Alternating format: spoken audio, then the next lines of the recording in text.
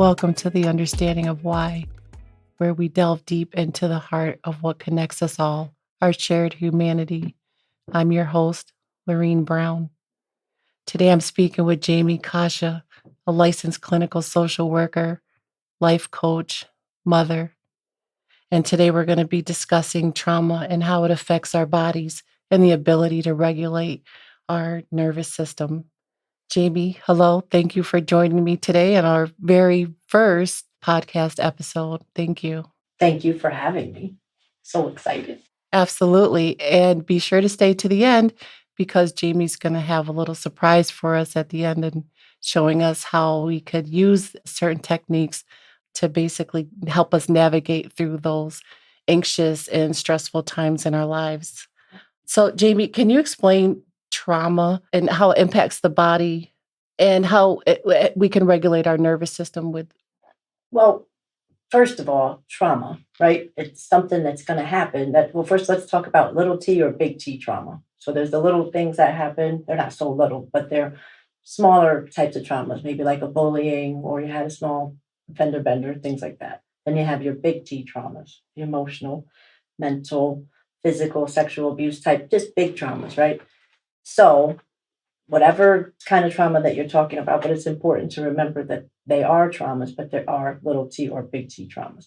So in your body, what happens? So something happens, big T or little t trauma, and your nervous system has to prepare to save yourself. So we're built to survive. So we have this wonderful system. So there's a part in our brain called the amygdala, and that controls the fight, flight, freeze, part of that, safety system. So people throw that around a lot. So we all kind of know what that means: fight, flight, freeze. You kind of get that. So when something comes into your environment that threatens your safety, it doesn't have to be a real threat. Like back in the days, back, there were real threats like saber-toothed tigers, bears, all those types of things. People had to get out there, and that's in our DNA still. That's in the amygdala part of our brain, deep seated in the middle of our brain. So we always are on the lookout for a danger. So if something were to mirror back to that trauma, right? If something were to mirror that trauma, you're going to get into that fight, flight, freeze position. Now, I heard you speak before about. I know you're saying we all think there's 3, but you actually said there's 4 F's into that. What are those? What is the 4 F's? It's fawning. So flight, fight, freeze, and fawn. So fawning, it's a response that, first of all, it's a trauma response. So there's a response that sometimes people will do when they become very anxious, where they want to please the person. So if you had a certain type of trauma, maybe when you were a child, maybe a parent or something along those lines, maybe you thought you had to do a lot of things to please them or make them happy so that you could be okay. It happens even as an adult. But that fawning is something that a lot of times we don't realize it's a trauma response. Well, let me take care of that. Let me do that. Let me make dinner every night at 5:00 on the dot. Those types of things. Let me go get your favorite water, like whatever, let me make sure all these things are perfect. So that's the fawning. There's more to it, but that's basically the idea. Now, why do you think it is like they usually talk about the 3? How come the fawning doesn't seem to be widely, I guess, recognized? I don't know. I'm not really sure, but you'll find it, but it's easier to say fight, fight, freeze. Fight, fight, freeze. It's just maybe just rolls off the tongue easier. Right. So how does, when you talk about the trauma itself and using those symptoms, basically, how does one know, like, oh, I'm having a traumatic situation? Right. Like, what are the signs? Right. That we're in a situation like, if a dog is running towards me and I'm scared the dog's going to bite me. I know we talked about this. How do I know? Well, you're getting dysregulated. There's a regulation and then there's dysregulation. So your body might be getting sweaty. Maybe your heart is beating fast, kind of like mine is right now. so have a sip of wine. There we go. Let's take a sip of wine. So there's lots of ways your body lets you know, but let's think about that for a minute. Back to that other example when I was saying about the part of our brain that wants to keep us safe. So we have to be safe. We want to stay alive. We want to survive. So the brain tells us, look out for danger. So if a person, place, their thing seems to be creating that danger, you're going to want to be able to get that safety. So, for example, if you're eating a meal and something happens in the restaurant or in the home, wherever you're eating the meal, your digestive system has to take a break. You're not going to be able to finish eating that. If somebody yells at you, you have a fight. Somebody in the restaurant starts to fight. You don't keep eating. Usually, you have to stop because you are afraid you might have to do something. So your body is created to save you. So you can't sit there and eat because digestion has to stop. It's funny you say that. I literally had 2 situations in probably the last couple months.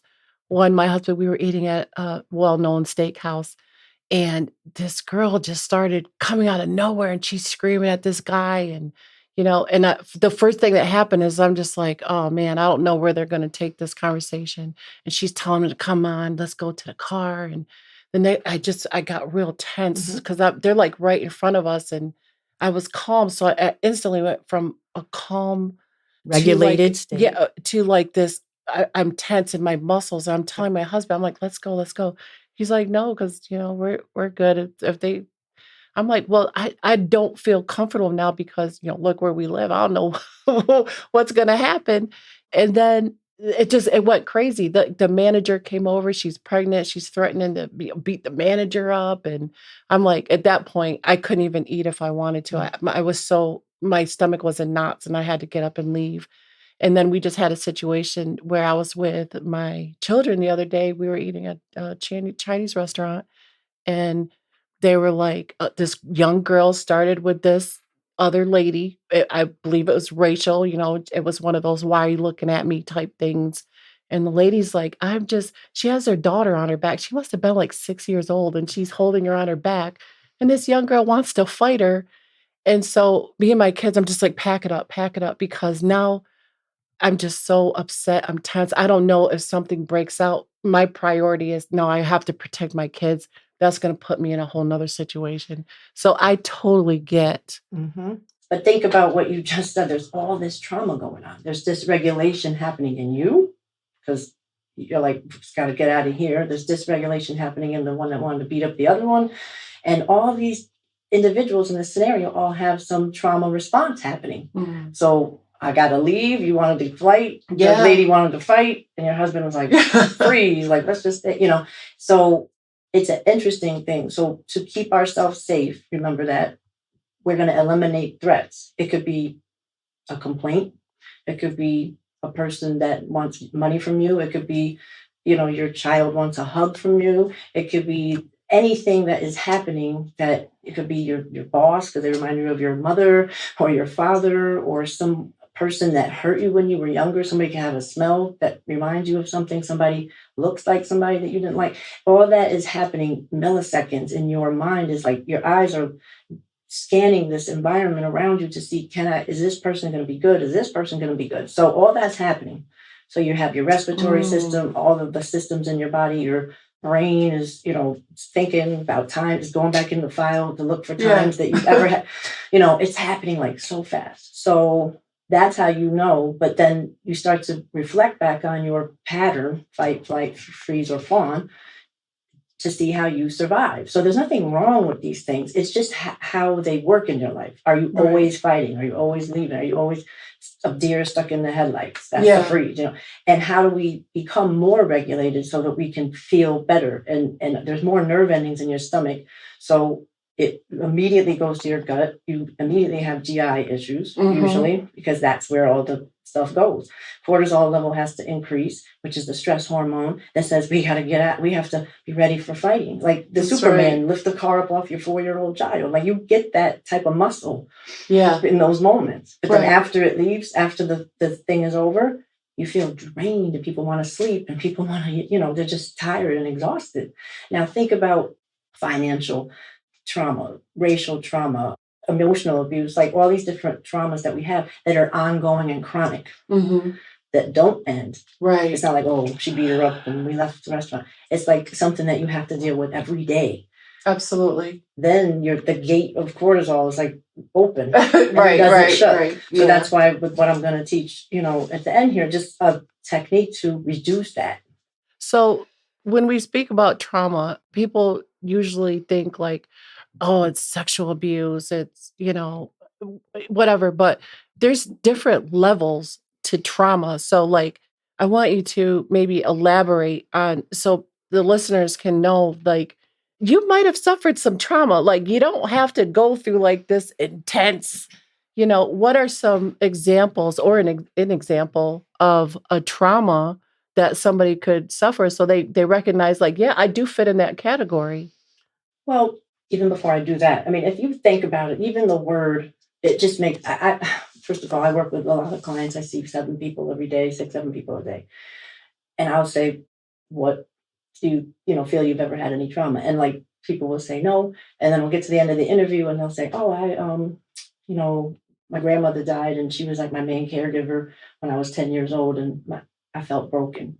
I'm like, why didn't you say that was trauma? Because the word, for some reason, it's like has a stigma to it. Yeah, or like it doesn't feel like people feel they deserve to say that they had trauma. Like if they weren't sexually abused or physically abused or saw somebody get murdered or, were in a war or had to kill someone or things along those lines, but living with an alcoholic parent, growing up poor, having an abusive, obviously, partner, but on all levels, like emotional abuse, physical, financial abuse, being bullied, you could be bullied in the workplace.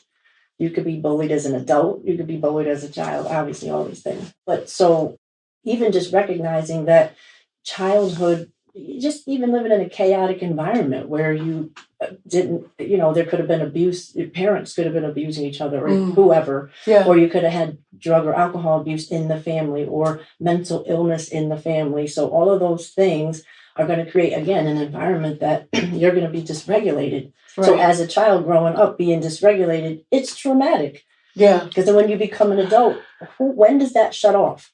Like, oh, I'm 18. I could be a regular person now that doesn't need to feel like everybody's going to hurt me. That doesn't happen. Right. So what happens is your survival mode, it comes on and never goes off until you learn to process your trauma. And then you learn to be more regulated, like normally emotionally regulated instead of like running through life with all these trauma responses and not understanding that that's dysregulation. Right, because people literally, they get physically ill. Like, it really makes you physically ill. And you don't realize, like, you think like, oh, I have these digestive problems and, blood pressure and, and the stress. But where is that coming from? You have to recognize, like, it literally may be some type of traumatic experience that you had that you don't even realize is causing your digestive tract system to be messed up, your blood pressure to be up, and and all this liver, kidney issues, like chronic fatigue syndrome, fibromyalgia, IBS. IBS. Really? People don't even know they don't even know what doctors don't even tell you. What is it? How did you get it? Where did it come from? Oh, you have this, go take some medication. And I'm not putting any medication down. But I'm not saying that it's wrong, but like, let's get to the root of the problem. Right. Because we were created with everything that we need for free in us. Breath, heart rate, we could touch body, there's all these different somatic things you can do, the massage, all these things. We have our thoughts, that's free. We have all these different things that we can do that are for free and that we were given. Right, and that's where the EFT comes into play. And that's just one thing. Yeah. That you use. Well, you use that with your clients, and you really believe wholeheartedly in that. And why is that? Why? I mean, of all the different array of techniques out there, and there's a lot. Why do you think that EFT works? Well, why I like it so much, just as a therapist, is because some people are very leery to try anything. Right.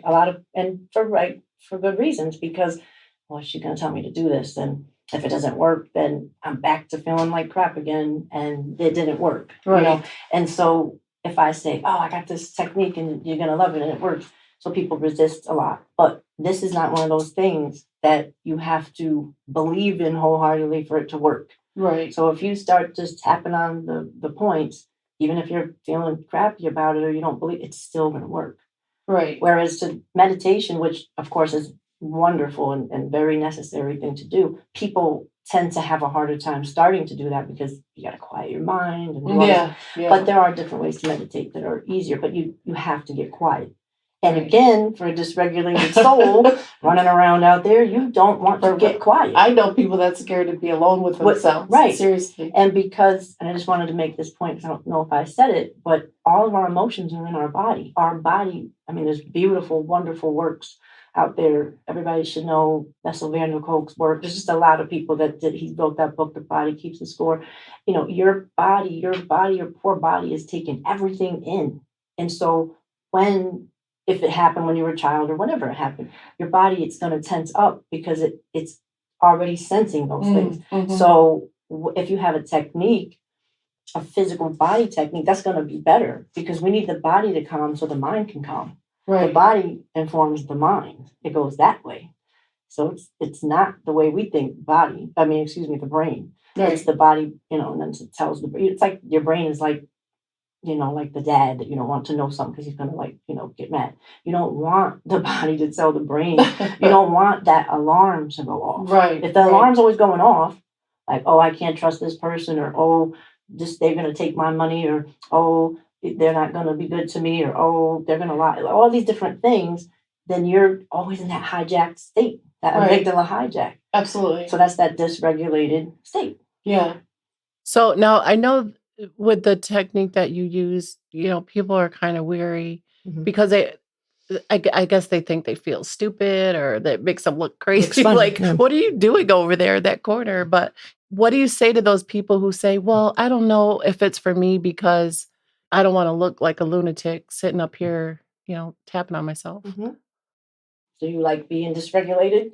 Do you like how it looks when you running out of places because you can't stay because you think, something bad's going to happen, or that your heart rate, you're having a panic attack, or you're getting angry with everybody? That's another one. Anger is a trauma response sometimes. Keeps everybody away. Nobody bothers you because you're barking at everybody.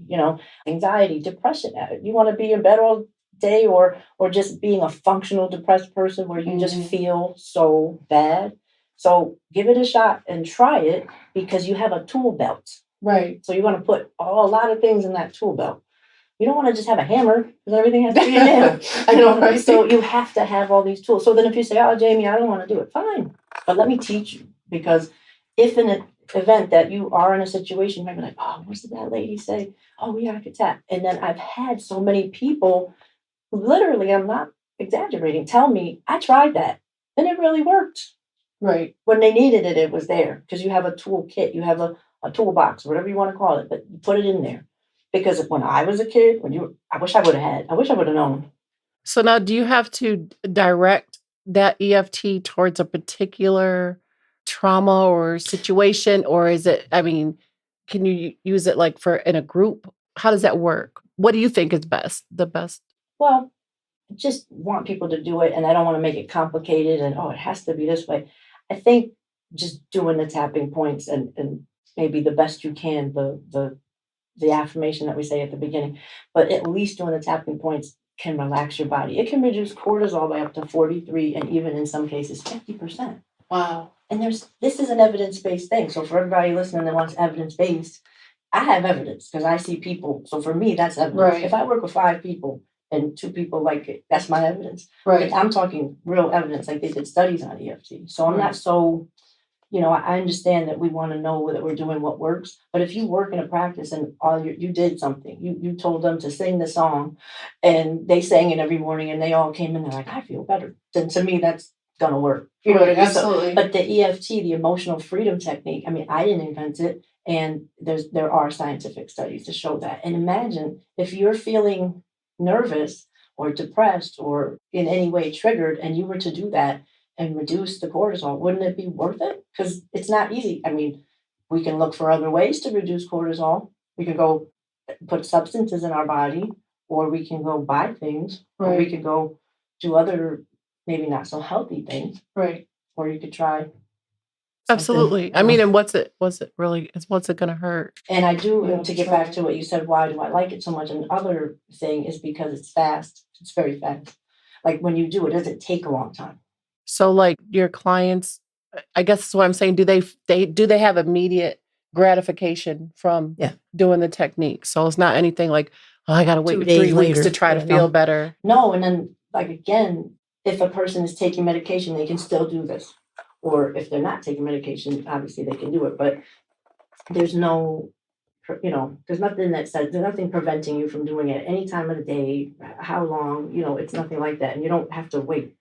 That's awesome. So you actually have a little surprise for my listeners and viewers today. You're going to actually show us how to do the EFT technique and, in hopes that it reaches, some people who just might need it. They might find themselves in a situation where, I don't know what else to do. Hey, just try the technique, see if it works, try to get some satisfaction from it. And you're going to do that for us today. So I'm really excited about that. So tell me what we need to do to prepare, and any of my team members that want to join in, you're more than welcome. And I know you did ask, and I don't think I addressed that point of what works better, and is it better in a group, or do you have to say your intention and tap on a specific thing? It does work very well when you are being intentional. That is like the preferred method, right? I know I have to do a podcast, so I'm gonna really be nervous about that. Thank you so much for that. Thank you so much for that.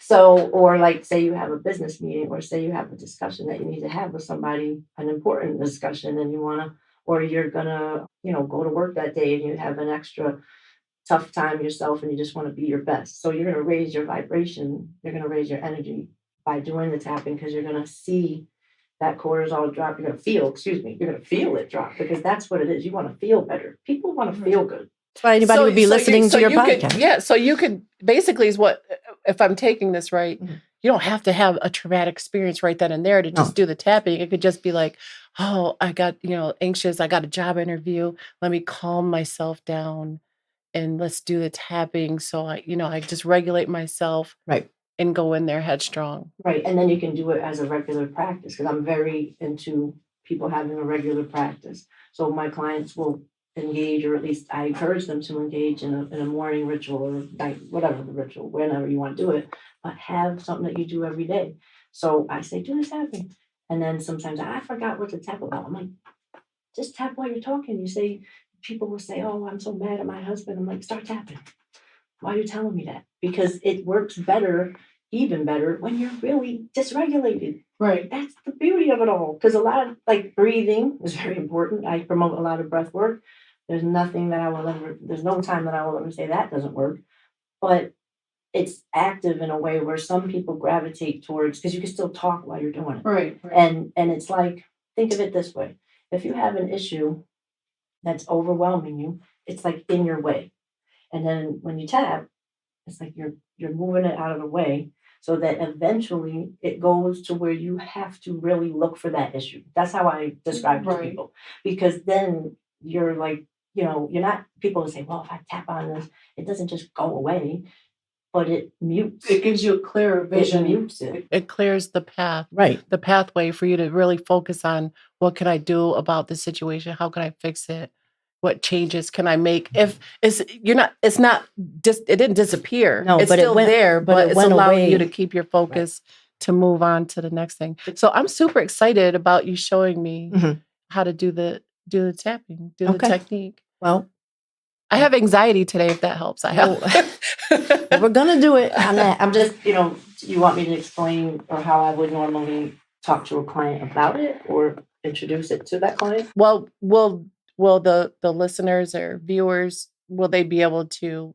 If you're doing it to me, then I guess let me just start. Yeah, so let me just give a little background, just how I would. Because somebody's probably like, what is tapping? Even though they could Google it probably while we were just talking. So it's so if everybody's heard of acupuncture, so you're kind of utilizing a similar system. There's borrowing from the Eastern, medicine, and the Western come together. So you have these meridian pathways, and these endpoints that you tap on. So similar to how they put, acupuncture uses the needles, you're applying pressure to those points. So by doing that, you're sending a calming signal to your nervous system.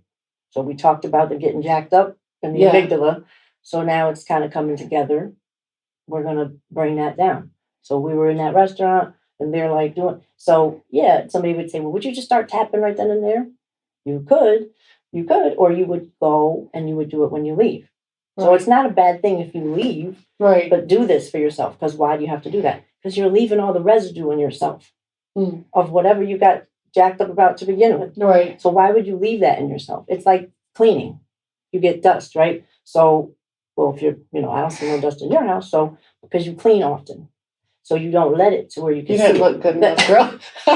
but this is how I explain to people. Yeah. You want to clean often so that in your house, right? So that you don't have to have a bigger job. Right. If you clean less often. So it's the same thing in our nervous system. I just let all these hurts and pains and injustices and all these things that I feel inside of me, angers, build up. I have a big job. I might explode on a loved one. I might, be grouchy with my son when I don't want to be. Right. I might just say something to somebody like with a tone that I don't want to have it, or I might, mess up my finances. Right. Mm-hmm. So again, we're cleaning this out. So you do it every day. You do whatever. So when I describe this to clients, I just like to let them know this isn't like you just got to save it. Like those shoes that you have in the box that you're never going to wear until you go someplace fancy. It is not like that. Mm-hmm. This is an everyday, do it every day. Like don't save this for some bad, horrible. Everything is bad and horrible if you think about it, because your poor body thinks it's got to save itself. If something is harm, it's perceiving a threat. Right. That's why you're dysregulated. Absolutely. So if you're constantly doing it, that's actually kind of less work, and maybe you'll go into other situations a different way.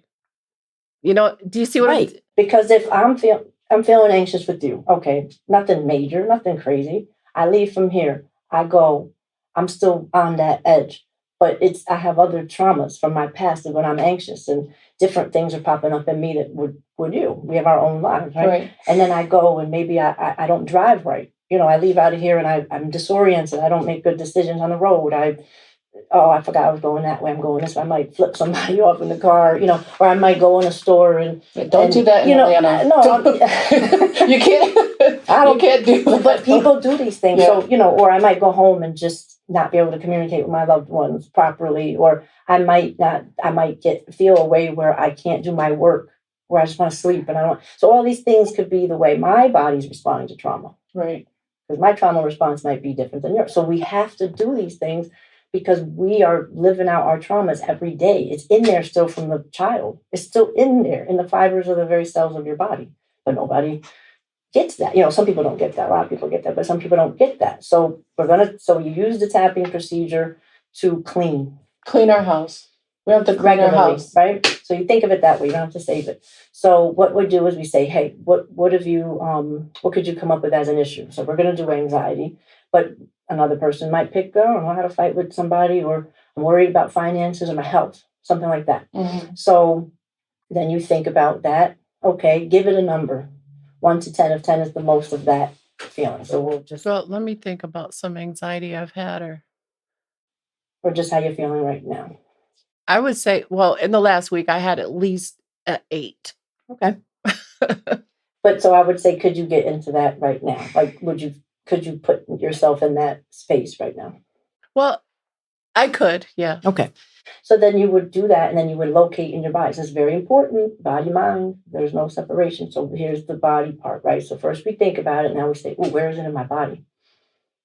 Where, and locate where you have tension in your body. If there's any in there, like usually I feel it in my shoulders. Yeah, it's the back of my neck. It goes through my gut because I almost like dredge it up, and then I feel it in my shoulders and in my neck, and I just get stiff and tense, and then it disrupts everything. Yep. So you would notice that, and again, we're not judging ourselves. So the whole period of time of doing it, no judging yourself or evaluating whether that's good or bad. It just is. Right. That's where you get tension, Mm-hmm. So then you would get those 2 pieces of information, and then we could just start the tapping. So, okay, cool. Okay, I just got it. All right, so I'll make up something. Okay. And then you'll just... I'll go with it. Yeah.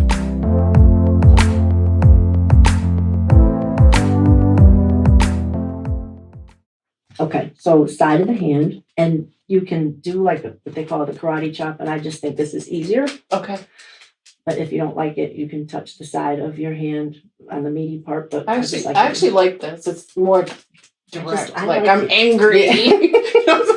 But you see, yeah, it's kind of fun. It's therapeutic. Okay. Yeah. All right. So I know you're familiar, but you're going to repeat after me. Okay. All right. So there's a statement, and the statement is like an affirmation. Everybody should know affirmations, right? And people will make fun, but affirmations are important because you're talking to your subconscious, and we need to reprogram that. Okay. So it's like, even though I feel, I accept myself, right? So that's we're going to do that. So Okay. so even though I feel really anxious, I feel really anxious. I accept myself. I accept myself. And the way I feel. And the way I feel. Even though I understand why I feel this way. I understand why I feel this way. But my body's just feeling really tense right now. But my body's really feeling tense right now. But I accept myself. But I accept myself. And the way I feel. And the way I feel. Even though I feel anxious. I feel anxious. I'm excited too. I'm excited too. And I accept myself. And I accept myself. And the way I feel. And the way I feel. All right, your first 2 fingers, inner eyebrow. Right here. Okay. Mm-hmm. About 8 times. And then side of your eye. And then under your eye. And then one hand under your nose. Close your eyes or open, it doesn't matter. Under your lip. And then your collarbone area. So you're going to use both of your hands and really kind of go up and down. I feel like it works the best. And then under your arms. And then the top of your head. All 5. Oh, that's not going to work too good, huh? Well, we can, yeah. All 5 fingers usually to get the top of your head. And then you're going to take a nice deep breath in through your nose. Out through your mouth. Relax your shoulders all the way down.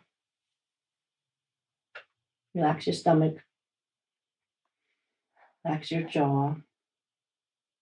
And your eyes.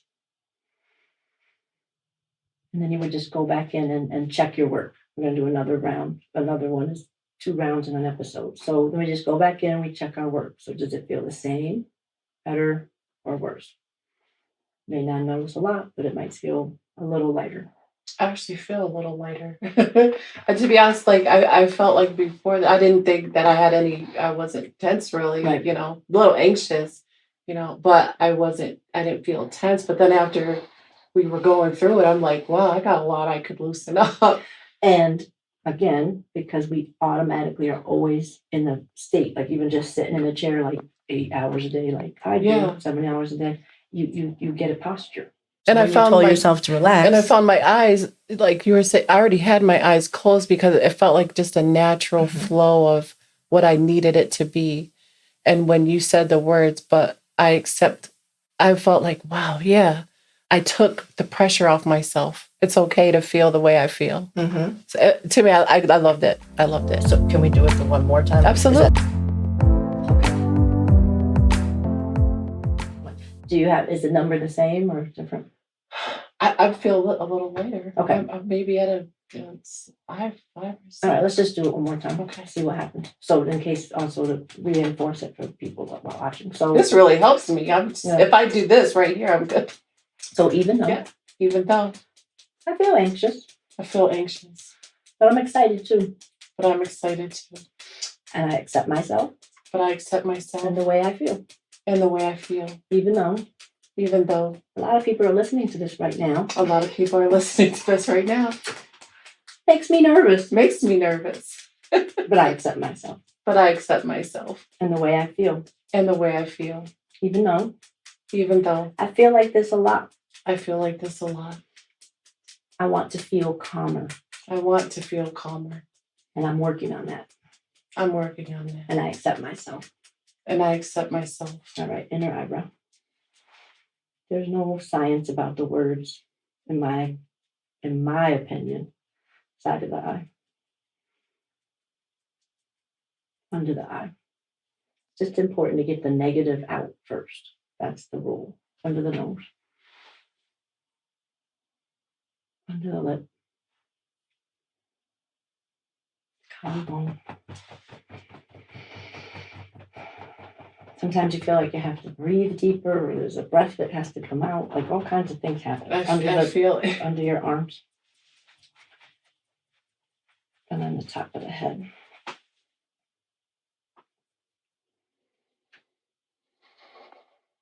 Take a nice deep breath in through your nose, out through your mouth. Relax your shoulders all the way down. You should have did this at the beginning. Relax your stomach, your jaw, your eyes. And just go back and check and see how you feel now. Relieved. I feel like a relief, lighter, more calming. Yeah, I hope that, our listeners and today can actually find this useful and use it at a time in their life when it's going to be most valuable. Jamie Coscia, thank you for coming all the way from Albany, New York, today, beautiful city of Atlanta, and tell the listeners, the viewers, where they can follow you at. Right now on Jamie Coscia Inspiration. That's at Jamie Coscia Inspiration on Instagram. On Instagram, absolutely. And to see more videos like this and awesome guests, you can follow us at YouTube on The Understanding of Why. Thank you. Thank you.